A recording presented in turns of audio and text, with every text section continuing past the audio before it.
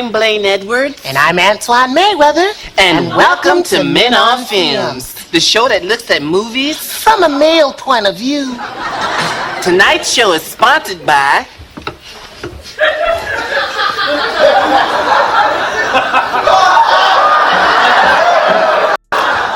Nuts and Honey. What'd you say? Nut and honey. You know, there was a time in America where the month of June wasn't affiliated with quote-unquote pride. June was just another month in the summer. People will go play, you'll go on vacations, you go on trips, you have baseball tournaments, but June was just any other month. But starting around the late 90s and going into the 2000s, especially in the 2010s in the last few years, we've seen this explosion of people embracing pride. Now, if you are a Christian, you know that pride is demonic. You know that's why the devil was kicked out of heaven, because iniquity, pride was found in him. We know that God hates pride. God resists the proud, but gives grace to the humble. Pride goes before destruction, and a haughty spirit before a fall. We know that pride is destructive. And as Christians, we do all that we can to fight against pride. But in the world now, pride is seen as something to be celebrated. Degenerate lifestyles are seen as something to be elevated. The base mentality is seen as something to be embraced. And why did this happen? I'll tell you how it happened. Because it happened slowly, gradually, then suddenly. And the primary vehicle for this was entertainment.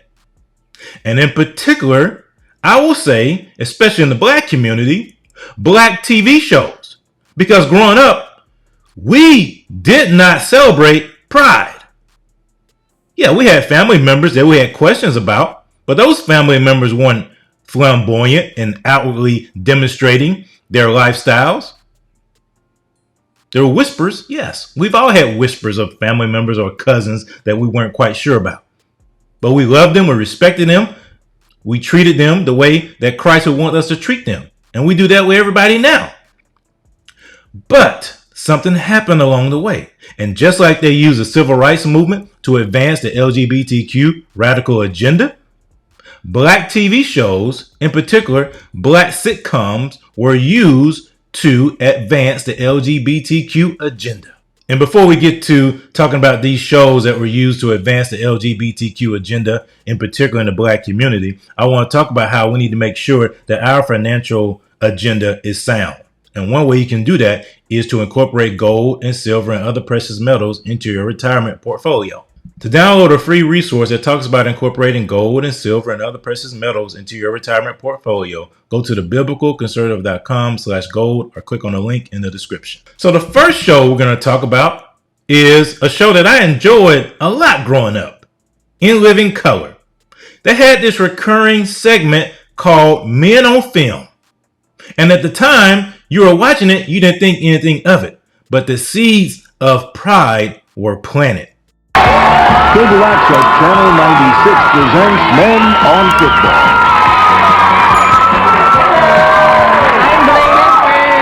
I'm Antoine Mayweather. And welcome to Men on Football. The show that looks at football from a male point of view. That's right, tonight we're live and uncensored. That's right, naked to the world. Do you know we have a new sponsor? Wilson Sporting Goods, the official balls of the NFL. I ain't said a word. You know, a lot of people were very surprised to hear that we was doing a special football show. But we've been fans of football for many years. I mean, what other game boasts such great names like Dick Butkus? Or my favorite, Bob Greasy. Now, isn't he a tight end? He was.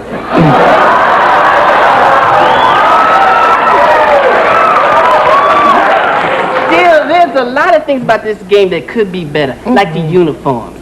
Hated them. For instance, I was so disappointed when I found out that those numbers on the back, they were just for identification.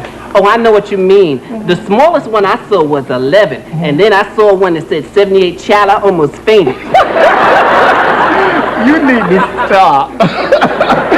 And I found that those padded shoulders were just too Joan Crawford. And speaking of old fish, what about those cheerleaders? Hated them. I mean, what good are they?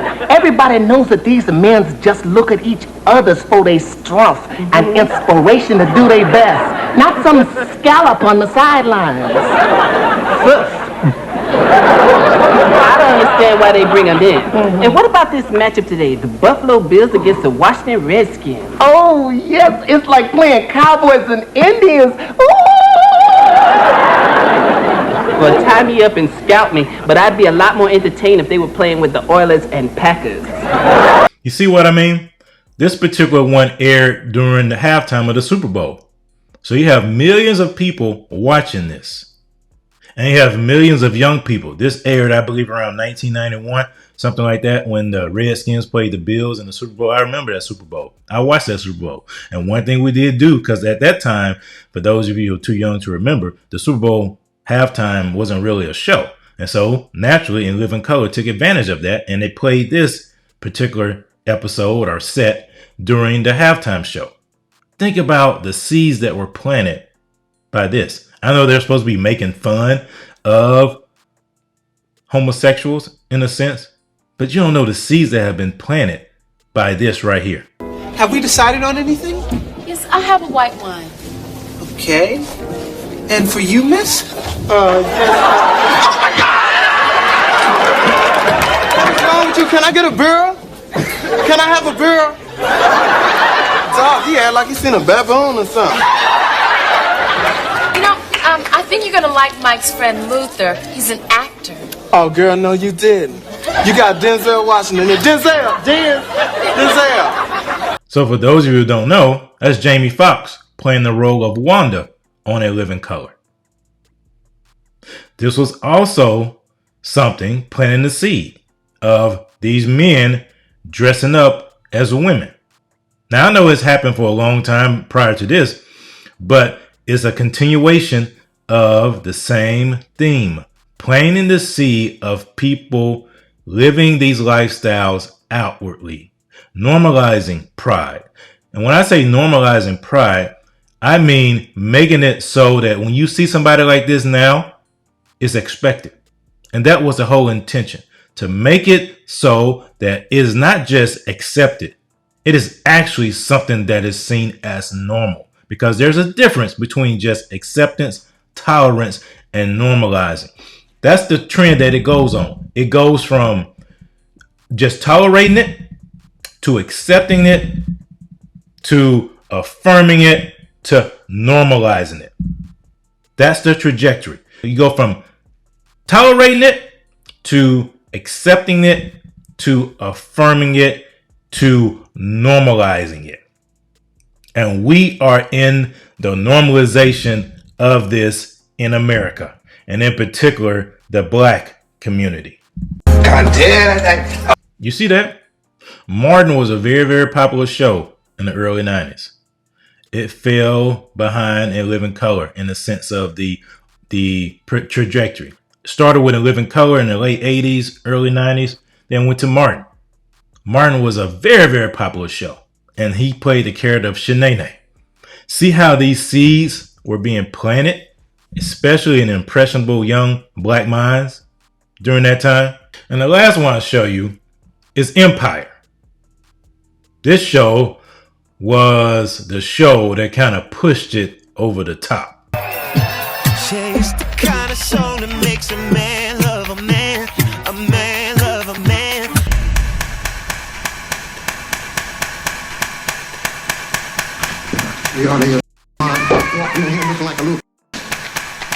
He just came out.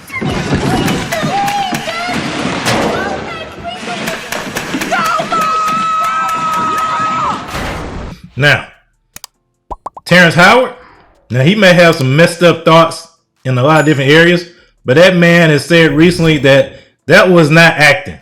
He does not get down with the LGBTQ. That man was literally demonstrating how he really feels about that. But see, that goes to show you that TV shows, Hollywood, especially some of the ones in the black community, have been used to normalize pride in America because they've always used the atrocities that have happened to black people in the past to advance their agenda. They've piggybacked on the immutable characteristic of being born in a certain ethnicity and have used it to normalize activity that does not compute with your ethnicity or something you were born with. I know people may say, well, I was born gay. No. God did not make men attracted to men and women attracted to women. It is a spirit that comes upon a human being that causes them to behave that way. As it says here in Romans chapter 1. The wrath of God is revealed from heaven against all ungodliness and unrighteousness of men who suppress the truth in unrighteousness. Because these men profess to be wise, they became fools and changed the glory of the incorruptible God into an image made like corruptible man, and birds and four-footed animals and creeping things. Therefore God also gave them up to uncleanness in the lust of their hearts, to dishonor their bodies among themselves, who exchanged the truth of God for the lie, and worship and serve the creature rather than the Creator, who is blessed forevermore. Amen. So be it. For this reason, because they professed to be wise, they became fools, because they chose to ignore God and disregard God and dishonor him and not recognize who he is because of his immutable attributes. Everything that you see around you proves that God is there. For this reason, God gave them up to vile passions, for even their women exchanged the natural use for what is against nature. Likewise also the men, leaving the natural use of the woman, burning their lust for one another. Men with men committing what is shameful, and receiving in themselves the penalty of their error which was due.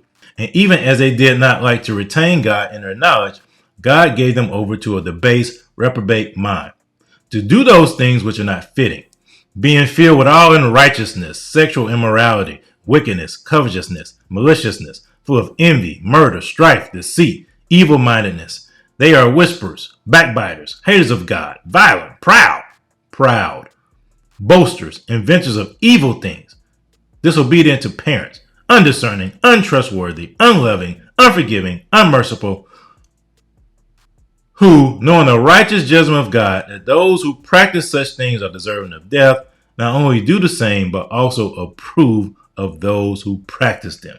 And that is the danger.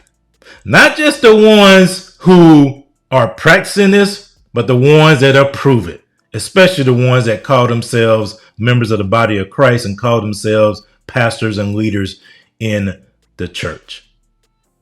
They approve of that. And that's why I talked about that progression. You go from tolerance to acceptance to affirming to normalizing.